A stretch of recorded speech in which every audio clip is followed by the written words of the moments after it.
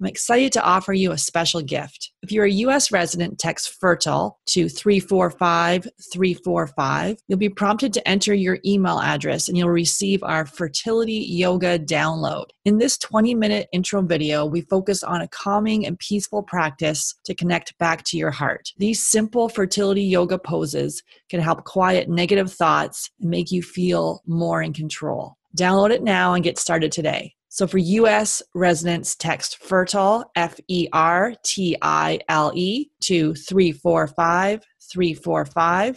For non-U.S. residents, go to www.yogafreebie.com to access your special gift. That's www.yogafreebie.com to access the free fertility yoga download.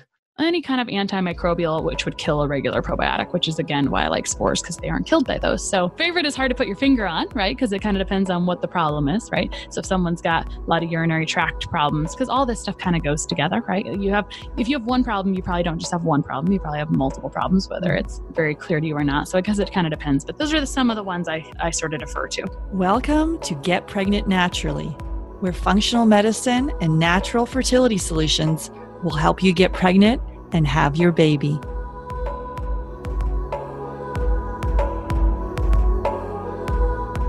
Hey there, I'm Sarah Clark, and my mission is to inspire, motivate, and empower you. And most of all, I want you to wake up. So with functional medicine, we can discover what causes infertility and eventually reverse the condition. Today, I'm welcoming Christa Biegler to the podcast today, and we're digging into IBS and the connection to our fertility. Christa Biegler is an integrative dietitian nutritionist specializing in skin, digestive, and autoimmune issues in her private practice. She hosts the Less Stressed Life podcast, which focuses on inflammation reduction and up-leveling life, health, and happiness. Check out her website at lessstressnutrition.com. Before we jump into today's show, don't forget to hit the subscribe button on iTunes or wherever you're listening to this to make sure you never miss an episode. Hey, Christa, welcome to the podcast. Excited to have you. Oh, thank you for allowing me to share today, Sarah. Yeah, awesome. So before we dig into IBS, if you could share a little bit how you came into this field of work.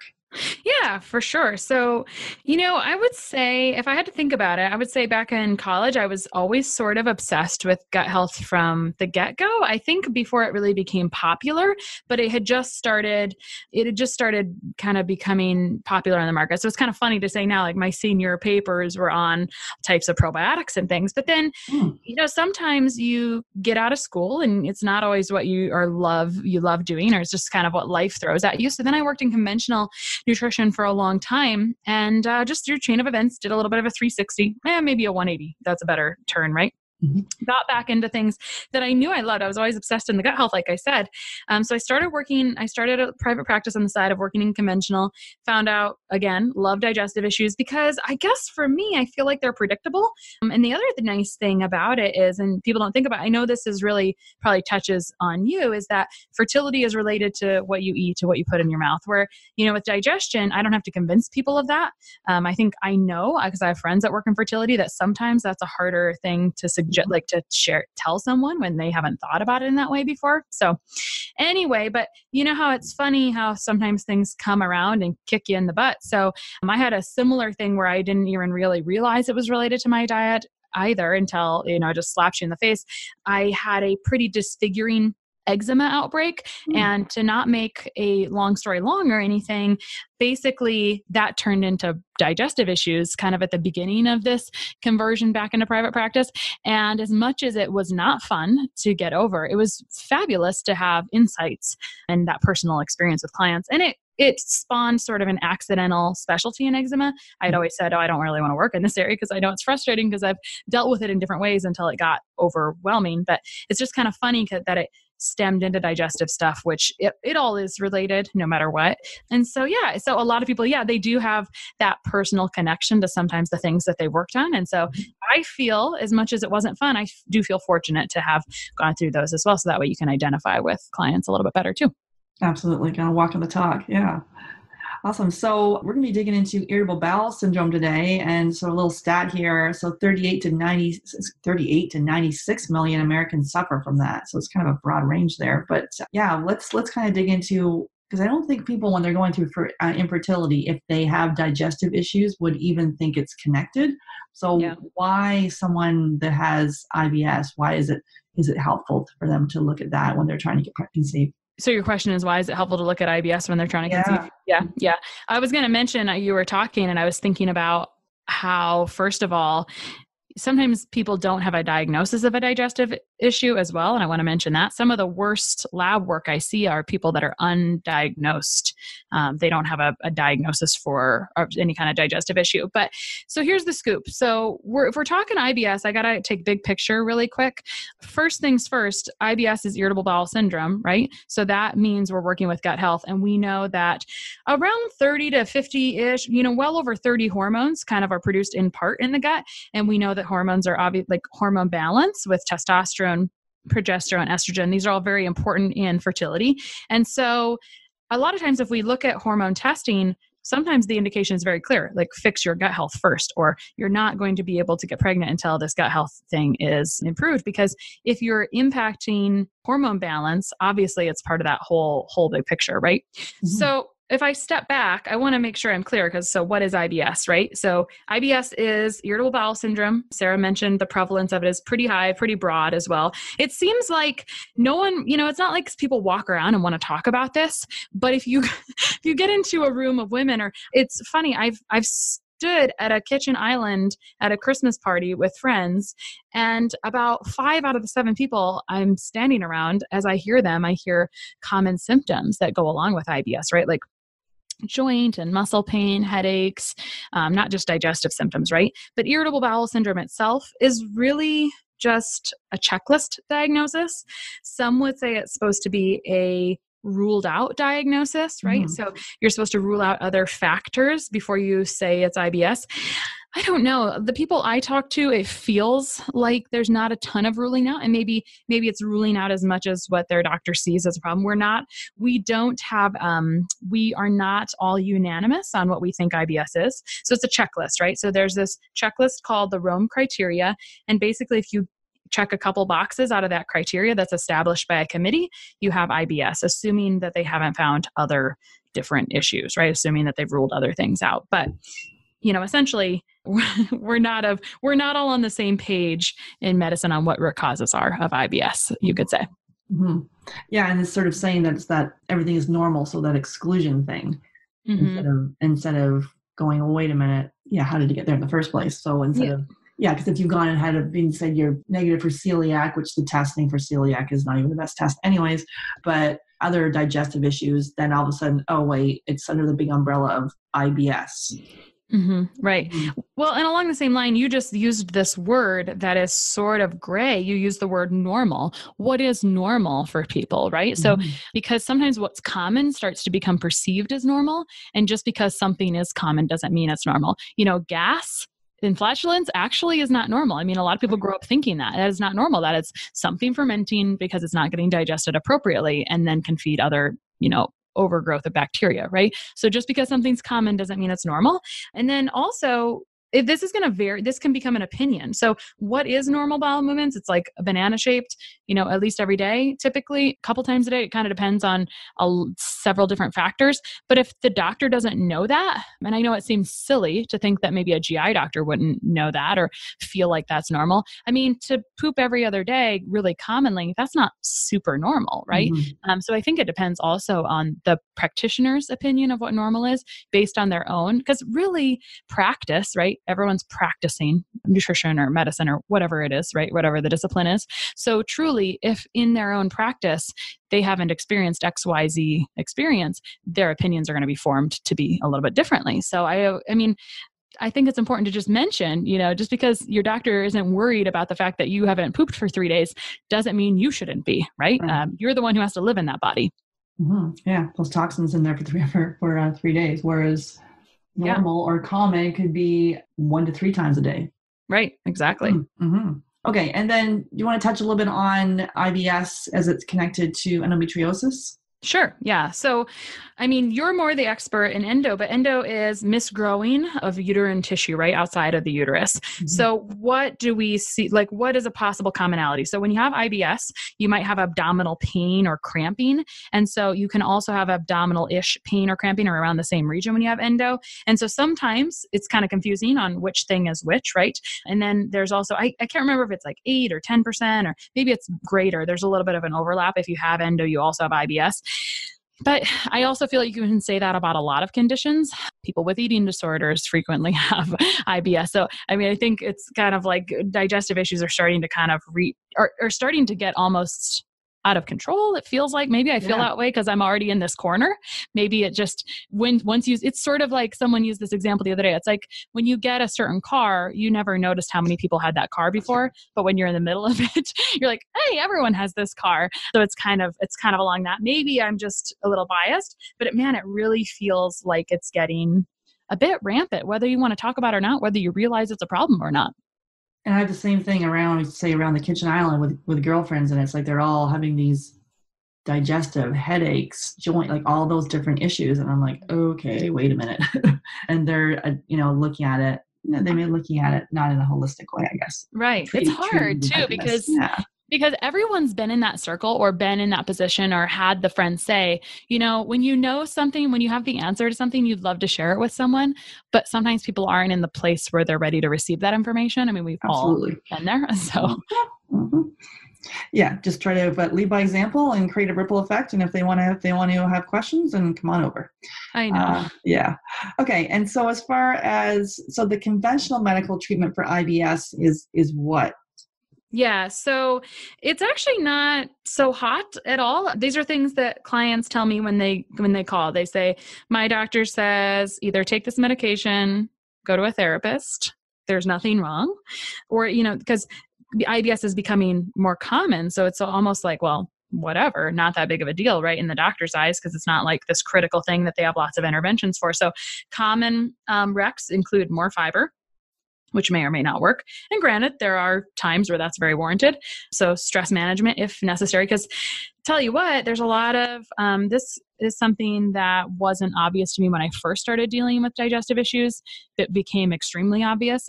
When someone calls, I can tell immediately if there's someone who is largely impacted by the gut-brain connection, right? So gut-brain connection, meaning the vagus nerve that travels throughout the length of the body, essentially.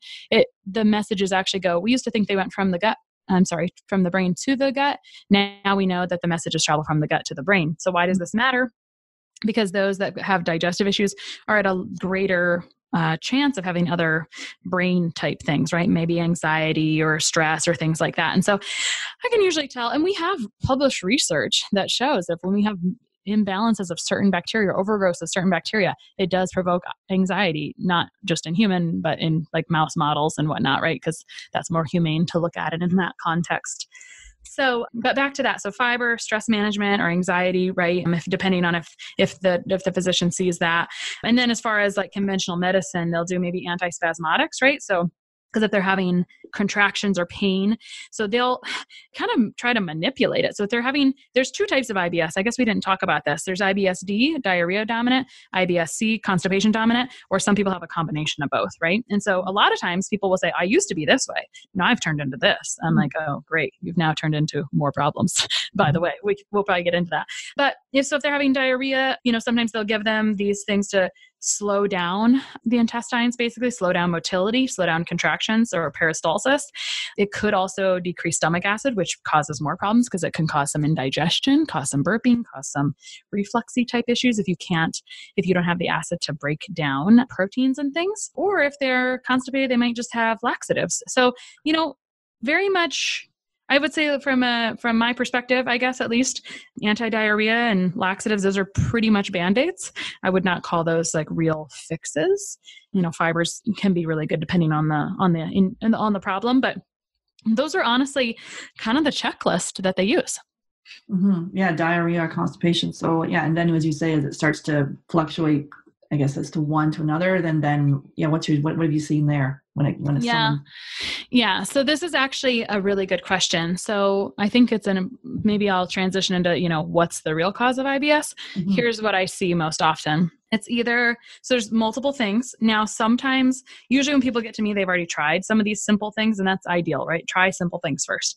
But most often it's going to be some kind of food sensitivity-ish type thing. Sometimes it kind of depends on what their bloating or lack of bloating or how their symptoms present throughout the day. Or it could be a little bit of a bacteria imbalance. So something that we really discovered, gosh, don't quote me on this. I want to say it was only like 10 or 15 years ago, was a small intestinal bacteria overgrowth. So that, I mean, you and I know what that is. Not every doctor, I mean, depending on what state someone's in, their doctors might be more aware of what that is or what it is not, because it takes a long time before new things hit mainstream. I mean, we know that. And in the research, it says it takes 15 years for research to hit your doctor's office. So some places are a little more progressive than others. So don't expect a doctor to know that it just might not be in their wheelhouse yet. I have a quick story about that is both distressing and in some, you could either look at it the glass half full, glass half empty. I had this client. So my clients are usually pretty smart, right? So I have this client and her son had eczema, and the doctor that she was seeing, I don't know if it's just their pediatrician, had always told her that in this, he would never need a probiotic, or don't worry about taking that. And I'm not saying probiotics are always the answer, but this is kind of the transition it took. So the doctor always used to tell her, nope, you don't have to worry about that. And then recently she had taken him in for something, and the doctor said, I went to this great conference and I found out that 70% of your immune system is in your gut. So you should absolutely be giving your kid a probiotic. And I'm like, and she said, I was so, she said to me, I was so fuming. And my husband said, just calm down, honey. And she just smiled inside, nodded and said, oh, really? Like, I tried to tell you this a year ago, but that's okay. I mean, so my point is that we can't blame people for not knowing what they don't know. I mean, hopefully we're all constantly learning. So we don't always know everything, right? But that's kind of my point, I guess. Where were we? So we were talking about causes, right? Yeah. And I just got a quick story about eczema, actually. So I was listening to Dr. Peter Osborne, and he was talking about that he had one of his clients or patients came to him, and he had this horrible rash, eczema all over his face. And so he had said that he actually, before he came to see Dr. Osborne, he actually was invited by his dermatologist to a dermatologist convention where over 70 dermatologists looked at his face, and they came in and they kept trying to diagnose what exactly this rash was. And so Dr. Osborne says after 3 weeks of working with him, they found out it was a food sensitivity, and they took out, specific foods out of his diet, and lo and behold, the rash went away. But it's just coming at it from a different angle. Instead of trying to name it, well, let's look at the root cause. Oh, absolutely. Yeah. And that's exactly how it is with IBS. So, as you know, with fertility, just like with eczema, sometimes it's hard to get people, you think of it this exterior problem, right? Like your clients think, oh, it's just hormones. Well, I think hormones is still a way of saying like, well, still what's the underlying cause of an imbalance in hormones? Like hormones is just a buzzword, right? But really we have nutrient imbalances, we have environmental issues, we have gut issues that create that hormonal imbalance. So what is the cause of the hormonal imbalance? The problem is not just hormones. What's the root cause of that? So just like the same way. So at least when we work with digestive issues, people sort of know, well, I put things in. So if any GI doctor tells you that your diet doesn't matter, I don't know. That's just a little bit ridiculous if you think about it. I don't know. I mean, that is beyond ridiculous. So often, yes, I definitely see food sensitivity. So you had asked me, when it starts with one and turns into another. So I get a lot of people say, I had this problem for a long time, blah, blah, blah, maybe. So this is what I'm seeing. People that have an issue for maybe more than a decade, it starts to really take on a life of its own sometimes and kind of progress and evolve into more issues than it started with. So whereas sometimes it may have started as a sensitivity to certain foods because of XYZ reason, like we all have individual genetic profiles. So we can all, sometimes people say, why does this person get this and this person doesn't? Well, we're kind of fingerprint-like, right? We're very unique, but from a more detailed, not to cop out and say, oh, we're all unique. For example, genetically, I have these misspellings with my FUT2 genes, FUT2 genes, meaning that I'm more predisposed to having gut issues, right? Gut permeability issues. So when life happens and compounds, sometimes maybe I'll take the brunt of that more than maybe my neighbor, right? Who may not have those genes, right? So that's how some of us get certain things and some of us don't that seem to live kind of crazy lives, right? So back to kind of when it transitions from one to the other, I think there's lots of things here. So sometimes I think it can start as maybe a food issue. Now, sometimes I really love when people know a trigger, right? So I have a lady who says, I got fibromyalgia after I had my child, or after the surgery, or I have someone come to me and say, I had really irregular bowels after this period of life where I had kind of chronic low-grade antibiotics, or I got it from whatever. If you don't know the trigger, that's fine, but it can help you understanding the root cause sometimes. But if you start with one, let's say you started with diarrhea, you had it for quite a while in life, and then maybe something happened and you started to shift, maybe you really noticed how stress played a role in it. If it just started as one, I'd probably say, okay, let's start with foods and really look at that first. If it's progressed into something else like constipation after a while, I really think that there's always this possibility that where we start to get this small intestinal bacterial overgrowth, there's almost always some kind of bacteria imbalance these days. And there's a lot of reasons for that. It's just it's easier in our kind of antimicrobial lifestyle, right? If you think about it, if we talk about why that is, we do a lot of antibiotics, and God love them. I mean, they can be life-saving. I'd like them to continue to be life-saving so we don't overuse them and get resistance to them, right? So it's just like when we use antibiotics and it's like a weed killer on the lawn, right? So you spray the lawn with weed killer, what grows back is weeds. So then you have dysbiotic or opportunistic or not so good, like the bad guys, right? And so that's one piece, right? There's many other pieces in the environment that can kind of contribute to that. I hope I'm not rambling too much, but basically it can kind of progress is what I'm trying to say. So if you have problems for more than like a decade, I kind of prepare people with, I think you have a couple layers to unravel here typically. Yeah, to dig deeper. Mm-hmm. Yeah, exactly. And so you talked about a probiotic. What is a good one that you like? Well, this is sort of a big topic for me. Mm-hmm. So it's actually kind of hard for me to answer briefly because here's my concern with probiotics: quality, how they die, what they need it for. Is there reason to think that there's fungal stuff going on? I would like Aspergillosis for that. Now, everyone needs a solid, good foundation of lactobacillus and bifidobacterium. So some people will just say, oh, go high dose that. I do want to share that one of the so here's the scoop. In conventional medicine, we only have so many probiotics on formulary or available in pharmacies very commonly. I mean, it's like there's just a very tiny handful typically that a doctor would prescribe. Of course, you can go buy whatever you want, but what doctors get educated on is often what they recommend, right? So I've had people come to me with, well, you know what, I won't name names of ones I don't like, but I will say, and I think this is important for people to be aware of, is that some people with digestive issues, both IBS and IBD, more often, this one is indicated a lot in IBD, irritable bowel disease. That means basically that just essentially the difference in diagnosis is that you get this high inflammatory marker. Basically, they draw this marker and then they say, oh, it's very inflamed and now you have IBD, Crohn's, or colitis. So often they'll use this probiotic called VSL number 3. Are you familiar with it, Sarah? No, I haven't heard that one. So VSL number 3 is a very common one on formulary. It's a pretty good probiotic. However, my understanding is that there was some discord in the company and that the owner took the formula with him and started a different company called Visbiome. And so most of the research that doctors have or get presented is really about this formula that is now Visbiome, even though VSL number 3 is the one that's in formulary. So I think that's really fair for people to know in case their doctor is prescribing a probiotic. I am kind of getting into I have a whole episode on this on my podcast. I think it's 23. That's pretty fascinating about probiotics because it talks about spores. So I think 1, there's a lot to still learn about probiotics. I think 2, I'm concerned about delivery systems. Do they get to the root? Do they get where they need to go? And so spores have this little shield.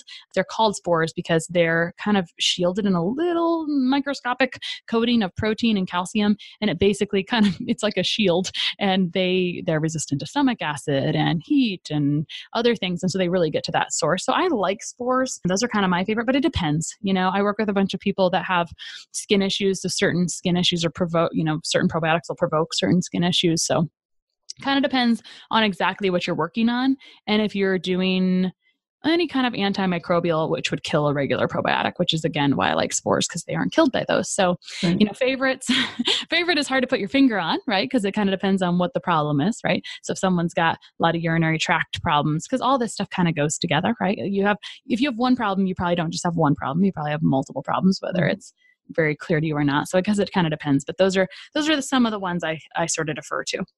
Yeah, and definitely check out our episode number 47. I've interviewed Kieran Krishnan from Megaspore. So kind of went in some talking all about probiotics, and also, because Megaspore is spore based. So that's a good one to check out. I love Karan. He's a fun speaker. We had a really fun conversation. Yeah. Okay, awesome. Yeah, so do we. Okay, so let's talk about some diet that you recommend for IBS. What's your recommendations? Do you do the food sensitivity test first, or you go right into recommending something in the short term?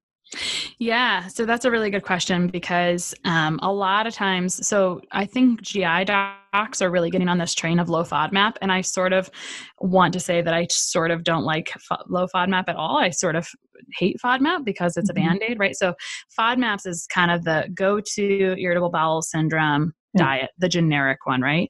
Fructooligosaccharides, disaccharides, monosaccharides, et cetera, polyols. So that's a bunch of gibberish for certain basically kind of fibrous starches that promote bacterial growth, honestly. So if you just take those out, you're not really addressing the root cause. So I'm not a big fan of that. I do use, if it seems like a fit based on lots of questioning, like when is the bloating, when is this happening, et cetera, I definitely like to start with sensitivity, because it gives me more data. And I prefer if someone's already tried something generic, right? So I don't want to be generic. I like to help people not do something generic for the long term to get back to foods, instead of limiting them so much, right? Address the root cause so they can get past it. I will get a little soapboxy here and say that I think a lot of people will do sensitivity stuff and then treat it like an allergy. And I caution people against doing that, because that's not a fix either. There's, kind of strategy you can take to basically get off the sprained ankle, then go fix the broken ankle, right? And then jump back and get back on it, right? Just because you get off of a broken ankle doesn't mean it's going to heal on its own. You need to add some support, right? A cast, some ice, elevate it, whatever. And so it's very similar with sensitivities. Just because you remove it for a while doesn't mean it's going to go away on its own, if it does, right? So we know that there's some long-term issues, sensitivities, and we know that there's some that are shorter term. So the goal is really to have the broadest diet and not feel super restricted. So I really like to use sensitivities as a guide. And then if you don't mind, I'll just kind of talk a little bit about types of sensitivities, because this is kind of important too, I think, for you to make the best decisions, because you can go ahead and scroll Facebook and Instagram and definitely get advertised basically white labeled sensitivity tests. And pretty much the majority of them will be IgG. And that is probably the most common sensitivity test on the market. Again, a lot of people will treat it like just avoid these 10 foods or whatever that came back reactive. That can help some people. I don't find it to be super helpful, because what about the other 69,990 foods that are in the grocery store besides those 10 that we've eliminated? So we like to take a little more comprehensive approach. But IgG, so I want to just explain this from an analogy. So IgG is sort of like one gun so you have these guards in the immune system, right? So foods are coming in, you've got a guard, he's got a dart gun, and so his gun maybe is labeled IgG. And then if you've got all these other guns, these mechanisms, IgM, T cells, et cetera, they're shooting different types of darts. The amount of darts shot is kind of the extent of inflammation. And so you can either look at IgG, which is sort of that mechanism or gun, or you can look at the extent of inflammation, which there's a couple different endpoint tests. So I just share that, be kind of cautious about how you use this. I always like to do testing that's the most bang for the buck, or what are we going to get out of this, or what results do we expect to get out of this typically.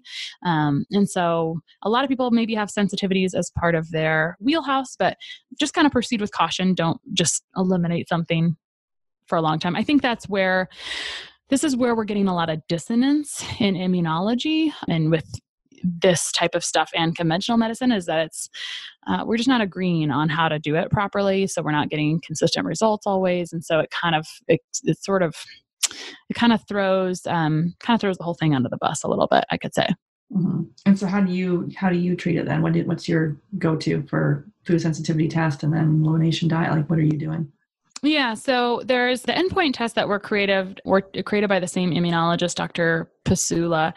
So he first invented ALCAT, then left ALCAT and created MRT. It's just a little newer technology, so I use MRT. Mm-hmm. It's cool. So it's consistently, more expensive than just like some cheap IgG one. But there's a difference. And that's why I make sure people are really clear if they choose not to do that with me, like I want you to be aware that there is a difference here and there's a different way to do that. And we basically just turn things upside down, right? So we don't just say, oh, we're going to drop out these things. I say it like this. So if you're working on fertility, you put on fertility glasses, right? And you would account for things that would maybe affect fertility. If you're working on eczema, put on eczema glasses. So I always account for those commonalities that are really prevalent in that condition whenever I'm applying food sensitivity. So I don't only go by the results. I also use just clinical experience, right? On what works really well. So turn it upside down, start with the things that are least inflammatory. So essentially get off the broken ankle and then add things to help support it, set it, cast it, etc. Essentially, I mean, that's like the most basic way to say it. So I don't just take things out that are highest long-term. I kind of flip it upside down and then add more and more and more so people can really not be, they cannot be confused about exactly what causes problems, right? So we try to clean off the windshield and then be able to see when a bug hits the windshield type thing. Yeah, we run them through the elimination diet, and while we're waiting for the results then we have them sort of see how food impacts your body. So taking out the top inflammatory foods, so dairy, gluten, corn, soy, peanuts, and eggs, taking them up for 10 days and then, systematically reintroducing them, because I've done these food sensitivities before and it's come back. And at one point when I had like severe leaky gut going on, I came back, all my favorite foods, it was a complete disaster. And I was like super dedicated at that point. I wanted to like throw the test in the garbage. And I was like, oh, I give up. But like, it is really to go back to the basics there and see how the food is how it is impacting your body. So each one is, as you systematically bring it back in, it's like, oh, that one is making me feel this, or that one's making me feel that. And then you can tweak in the food sensitivity test to see, okay, let's take the yellow ones out for 30 to 60 and the red for 90. So to see exactly how it's making you feel. Well, you mentioned something that's kind of important there, because I went through a similar grieving process. It's good for us to do this ourselves. You get those results and you're like, oh, this sucks. This is my favorite. But I find that you can really infer. I like when you can see more. This is kind of also a difference between sort of the things that we do in conventional medicine. It's very black and white in conventional, right? It's like you either have a vitamin D deficiency or you don't. More of what we do is like, is it trending low? Will it be deficient tomorrow? Is it on the lower end? That all matters too. And so in the same way, I like to be able to use a test that I can infer other things. So if the chemical panel is really high, these are almost always historic, like through their history and through their symptoms, they really need some additional liver support, right? Like theirs just maybe isn't up to par. It doesn't have the raw materials to do its job. I mean, it just sort of starts to show up on sensitivities. If their most reactive foods are the only ones they're eating all the time, maybe there is some substantial permeability. It's just nice to be able to infer more than just what meets the eye. Absolutely. Okay. And then you talked about SIBO, so about kind of digging deeper on this. So we've done the food sensitivity. We've taken out those inflammatory foods, typically, at least dairy and gluten. And then we're still having IBS symptoms. And in this case, we're still not pregnant or able to carry the baby to term. So if we dig into, and this is what we do in our program, we look at a stool test. So yeah, just kind of share with us about SIBO, some parasites, fungal overgrowth, how that's related to IBS. Cool. Yeah. So it's important to distinguish that SIBO is small intestinal bacterial overgrowth, often coexists with SIFO, which there's no test for, by the way, small intestinal fungal overgrowth. So that's small intestine. And then these stool tests look at large intestine, right? Because stool is made in large intestine. So in my experience, I've been kind of frustrated by SIBO testing. I hope, remember, it's kind of new. Basically, what you do is you have a kind of a strict, bland, nothing diet kind of, it's just like rice and protein and salt and pepper for a day. And then you can drink a solution and breathe in a tube every 15 minutes for 2 hours, because that's the transit time of the small intestine. So some people, they really are motivated by tests. For me, I've had sometimes that test come back negative, yet people still have those major symptoms, and you still give recommendations for things that would help with SIBO, and then the symptoms disappear, which tells me that I'm getting false negatives sometimes. And there can be many reasons for that. So what you can look at instead, if you want, and a lot of people, I think it just depends on practitioner at this point. Some people are like, nope, I'm going to do all the tests. And that's fine. I really leave that up to the client. But second, with the large bowel, you can look at more things. So you can look at parasites, you can look at fungal and yeast overgrowth. And honestly, to be very perfectly clear as well, fungal and yeast overgrowth doesn't show up in the stool that often, at least the stool testing I use, it's about 1 in 5. And I'm not saying it's mine. Like the one I use, I think is the very best stool test at this time. It's just that fungus and yeast doesn't always show up in the stool because it doesn't shit out in the stool. It can just be hanging out all over your body. I don't need a stool test to tell me that you've got fungal or yeast overgrowth if you got toenail fungus, right? So, so anyway, there are large bowel dysbiosis or there are some bacteria that are kind of help you infer that there is a small intestinal bacteria overgrowth. And then whatever you're using for what's wrong with the large bowel, you can tweak to take care of the small bowel. I find that that's just easier, more streamlined. And I totally concur with you. I love to just start with food because for some people it's completely life-changing. And for some people, their body needs to prioritize bacterial imbalances, fungal, parasite type things like that. And so it just kind of depends, like which one is the bigger priority for your body to deal with at this time. And so you try to key into that with testing. And sometimes it's really obvious and sometimes it's not obvious. And so it sounds like you do. So I do a combination of those. If people will be willing to do stool tests right away, sometimes we'll do it right away if that feels like a good fit. Sometimes they're not. So we start with food. And then later, if things don't resolve, we have expectations about when things should resolve. So it doesn't resolve immediately or it doesn't do what we want it to do. Then we say, yep, we have to assume that there's another piece like you just said, essentially, right? And what test are you using? I'm using GI map. So Thorway. Yeah. So, and I'm sure you've talked about this on your podcast, but and I like to share this story because I think it is kind of telling because a lot of times people may come to you and say, I did a stool test with my doctor or whatever. I mean, I went to a famous functional doctor several years ago too, and he used a different test, which I shall remain nameless, and it did not really show anything. And I found out later, like, that's just not a good test, right? And so we have newer technology, and I feel like there's some promise that newer technology is showing up in lots of places because I see it in my high school science fair. They're using PCR, which is polymerase chain reduction. I might not be saying that exactly right, but PCR, which is DNA-based testing, which is very sensitive. So something that might not show up on a culture, meaning like a swab on a petri dish. It might not show up there, but it might show up with this DNA. It's also not as affected by other things going on, right? So they say that it's not impacted by someone being on antibiotics recently or at that time of testing or whatever, because they kind of splice open the cell. I defer to the testing company for that. I have not had problems. I find that it's very sensitive and picks up tons of stuff. So, I mean, that's why it's fantastic. You want to use the best thing rather than wasting money on the things that don't work the best. That's why we pick out the best tests. It sounds like you and I are really on the same page on that. Awesome. And then as far as some supplements that you would recommend, obviously it's going to be different for everyone, but digestive enzymes, where are you on those ones?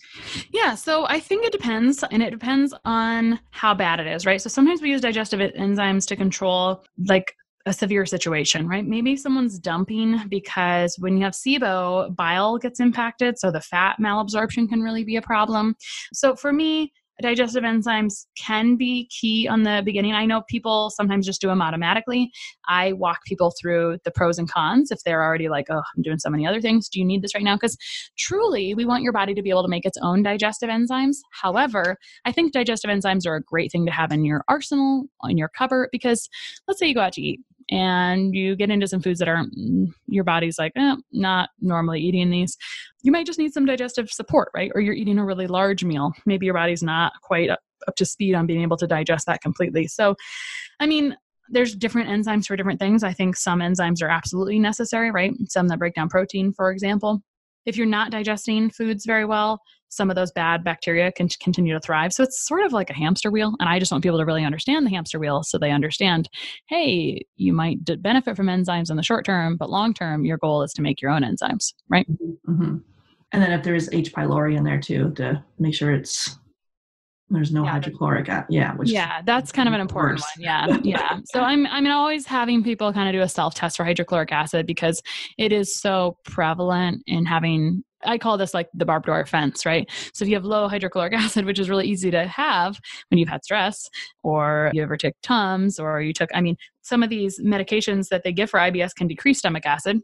we have this barbed wire fence or this acid bath. So that way, when you are eating meat that's not reheated quite appropriately or something that's got a little too much of a certain bacteria, that any stuff that doesn't belong there can get, held out with that barbed wire fence. Well, that fence gets knocked down, and then all of a sudden all the cows get out, right? And then you've got kind of a zoo going on down there because you didn't have the fence up. And so having an appropriate, fence or gate so that you don't have that going on is very important. And so if you don't fix the gate, you will never fix the problem, right? So. Mm-hmm, mm-hmm. And then at the beginning, we talked about so sort of some of the conventional ways to look to improve or help with IBS is some stress management techniques. So what are some mind-body techniques that you have to help with IBS? Your go-to? Yes. I always go over some breathing techniques. I mean, we have to know when to refer out as necessary, as you know, right? So if people have severe anxiety, sometimes they really benefit from cognitive behavioral therapy or just therapy, right? I've had some people do really well with the neurofeedback, but what I do is lots of things. I mean, it's usually coming out. They usually are talking about their personal life. So I sometimes point out obvious things, but otherwise we talk about breathing exercises. So I often do 4-square breathing, where you inhale for 4 counts, hold for 4 counts, exhale for 4 counts. Did I say that right? Inhale 4 counts, hold 4 counts, exhale 4 counts, hold 4 counts, repeat 4 times. That helps to kind of stimulate that rest and digest piece of your nervous system, especially if people are anxious before eating or anxious before whatever. Like, just use that anytime, right? I have people say, there is absolutely no way you can do that and not feel better. Not possible. Not possible. Dare you to try it, actually. So we use a couple different breathing techniques like that, because if you're not, and these are things you continually have to work on, right? These are skills you have to sharpen. You don't just naturally say oh, I'm just so good at all this mind body work. No, it is important. It is really important. And not controlling stress is absolutely, absolutely kind of halts and can squelch and reverse progress for sure. See it time and time again. Mm-hmm. I'm really into the belly breathing right now, and I've had a cough for the last month or so. But I was trying to do my belly breathing and hacking away. But I've got that heart math, so I'm looking at my heart rate variability, and literally, so the last couple of days, the cough has kind of got a little better, and I'm like, oh my goodness, I'm in that really sweet zone for the heart rate, and really it's the belly breathing. And before I really had the cough, I couldn't get into the belly breathing again. But it's just because a lot of us are so breathing up, and are shallow in our chest, and it's you get into that belly breathing can be so helpful. So just those simple techniques can really be quite transformative. Yeah, it's hard to get people to sometimes latch onto that, right? For me, I like to know, tell me the science on why this is helpful, so that way I want to do it, right? That's kind of my how my brain works. Are you using heart math? Yeah, I am. Okay, cool. Yeah, I have a few of those devices on the shelf, so. Yeah, I got that. The next one I was going to try out is Muse, because they have Muse number 2 now, I guess, which has the heart rate variability plus the brainwave thing.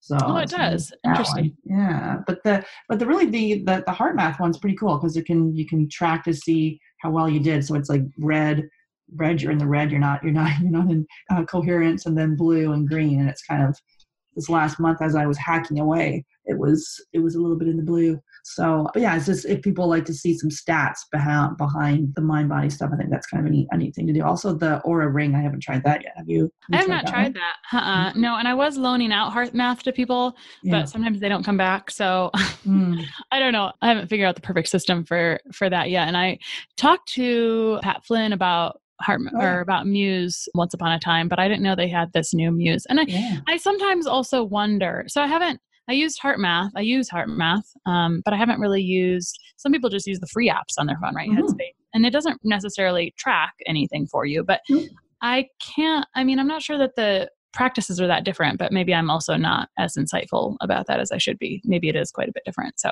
no, I don't. Yeah, it's just more if you like to. Since people would like the Fitbit, and I got the Fitbit, and I just really couldn't care less about tracking my steps. I just move every day. But some people just biohack, just want to be able to track some data. This I actually find interesting with the belly breathing and how I'm able to, certain levels to be actually, if I'm in, because you can sit there and meditate and think about your whole entire day and nothing even happened. And so I can tell the times that I've thought about my entire day and wasn't focusing on the breathing. So it was helpful. Mm-hmm. Yeah, absolutely. You have to focus on the breathing in order for sometimes the meditation to be really fruitful, because it helps you give you something to center on. So yeah, you're right. And as far as normalizing the healthy bacteria in the gut, so that's a huge question. But for IBS, why is that important? And what are some supplement recommendations? We sort of talked a little bit about probiotics and digestive enzymes. Any other kind of go-to ones that you have? Yeah, so let me zoom out really quick. So if we think about normalizing healthy bacteria, so the problem is that we have dysbiotic bacteria. Why are we having dysbiotic bacteria? Well, if we are not digesting foods properly, we might be feeding them, right? So undigested carbs and proteins. So you might want to do a digestive enzyme or a broad spectrum one if that's a concern, right? And that can be just an early stage thing to trial. There's nothing wrong with trialing that. So that would be one thing that can start to help, but that doesn't really shift it on its own, right? That stops feeding the bad bacteria. We do know that shifts in food can also really shift the microbiome pretty drastically pretty soon. We know, we used to think, I think it was like 36, 48 hours. Now we think, 24 hours could be a difference. How do you see that kind of manifest? It's fun when it manifests. Mood, hunger levels, craving levels are some ways you can kind of see the outside part, right?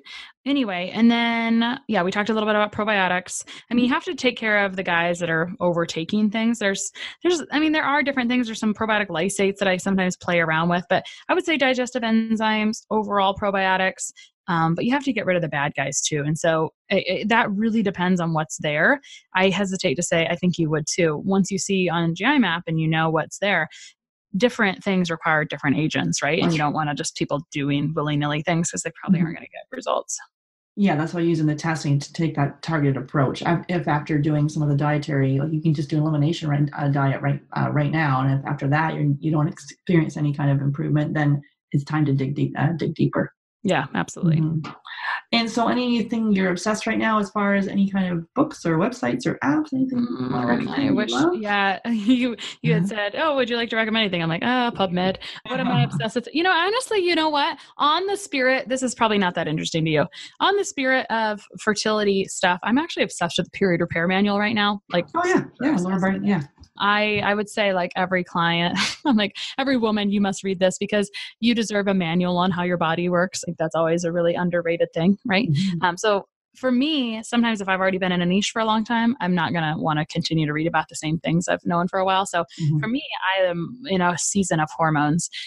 I think to speak hormones is a bit like talking in a different language. And so I've been having fun just personifying hormones, giving them characters when I describe them to people like, oh, testosterone is your maintenance man, sort of. I don't know. It's cracking me up. So I think I'm more obsessed with the period repair manual right now and doing hormone stuff. What else am I obsessed with right now that I'm working on?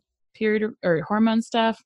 I'm always working on genetic stuff. Oh yeah. Those are kind of some things. And then previously to this, I was really looking at the research related to intermittent fasting and some of that. But with Longo's stuff out of California. So that was pretty cool too. I'm trying to think of if I had to give you a good gut book, I don't know who I would recommend because I have a handful and I haven't felt like, oh, this one's the best one.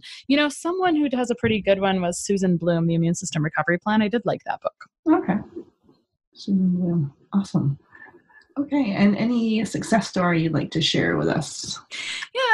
On the same note of talking, fertility, things like that. Overall, at the end of the day, we might speak our specialty, but there is a lot of overlap. And that was kind of the goal today, is to talk about that overlap. And there is a lot of digestive issues in fertility, right? And until you deal with those digestive issues, often it can be an inhibition to become pregnant. And, even though it has not been my goal necessarily to get people pregnant previously, I would say that it's kind of fun when someone that, their primary complaint was not infertility at that time. Maybe it was their digestive issues. So we work on the digestive issues, we reduce inflammation, and then all of a sudden, lo and behold, we have an accidental but welcomed pregnancy, right? And so that's kind of fun when it's that simple. As you know, it's not always that simple, but really, it really speaks to that testament of, gosh, when you really reduce inflammation and deal with these root causes, the sky is the limit. It's so fun to work on things like PCOS that's so misdiagnosed, so misunderstood. And see, there's just so much darn potential to reduce inflammation, to balance blood sugar, to see hormones normalize, to see weight normalize. Just so much potential for all this stuff to have so much overlap and to see so much improvement. It's just really, really, really fun. Oh, absolutely. Awesome. So you have got a freebie for the listeners here. So 5 things preventing people from fixing digestive, skin, and autoimmune issues. And they can get that at lessstressednutrition.com. And what can they expect in that freebie? Yeah, so actually that is a good question because we were talking earlier about causes of IBS. And so I go through some of the 5 things. So I talk about pathogens and dysbiosis, I talk about food, and then I talk about a couple other stressors.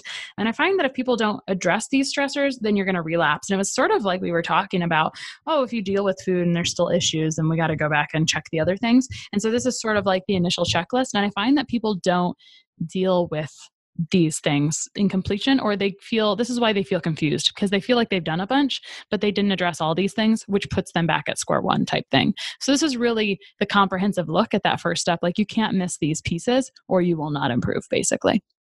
Awesome. So there'll be a link in the show notes to this. So it's lessstressednutrition.com. And thanks for so much for coming on the podcast today, talking about IBS and sharing your words of wisdom with us. I really appreciate it. Thank you so much, Sarah. Hey there, Sarah Clark here. So are you struggling to have your baby? First of all, please know that my heart goes out to you. I support couples worldwide who are struggling with infertility to conceive and have healthy babies. Women like Rita, who gave birth to her beautiful daughter after following my fertility coaching system. Or Danielle, who after 2 failed IUIs was able to get pregnant after a Supercharge Your Fertility Discovery call with me. So here's how you get my help for free. So I offer a free Supercharge Your Fertility Discovery call. And on that call, I'll create a plan with you that is going to help you fast track your success. So this call is not for everyone. And I'm really picky about who I get to speak with. And I have a strict but totally reasonable criteria that needs to be met in order for us to move forward. So here's who I can help. So first of all, you need to be able to explore your infertility diagnosis in a new light. So this offers for people who are open-minded, they're coachable, and if you can do that and want to double or triple your chances at the fertility clinic or get pregnant, awesome. So let's get on the phone and chat. Also, you must be an action taker. So someone who's committed to seeing results, you're able to follow directions. Don't worry, I'm not going to ask you to do anything bizarre. But if you're one of those people who like to consume a ton of information, but don't like to spend time implementing and seeing results, then the call's not really for you. So I only want to spend time with people who are genuinely committed to their own success. So just click on the link in the show notes and apply, or go to fabfertile.com and click on the free consult. So it's a really short application that just tells me about your health, how long you've been trying to conceive, and how soon you'd like to be pregnant. So seriously, this is going to be the best time you've ever spent on your fertility. Looking forward to chatting. Talk soon. Thank you for listening to Get Pregnant Naturally. Seriously, it means the world to me that you're here. Make sure you hit the subscribe button so you can be notified of upcoming episodes. I'm excited to offer you a special gift. If you're a U.S. resident, text FERTILE to 345-345. You'll be prompted to enter your email address and you'll receive our fertility yoga download. In this 20-minute intro video, we focus on a calming and peaceful practice to connect back to your heart. These simple fertility yoga poses can help quiet negative thoughts and make you feel more in control. Download it now and get started today. So for U.S. residents, text FERTILE, FERTILE, to 345-345. For non-U.S. residents, go to www.yogafreebie.com to access your special gift. That's www.yogafreebie.com to access the free fertility yoga download. And I love this quote by Dr. Mark Hyman, medical director of the Cleveland Clinic Center for Functional Medicine and chairman of the Institute for Functional Medicine. Functional medicine is medicine by cause, not by symptom. Functional medicine practitioners don't in fact treat disease. We treat your body's ecosystem. We get rid of the bad stuff, put in the good stuff, and because your body is an intelligent system, it does the rest. Thanks for listening. Until next time.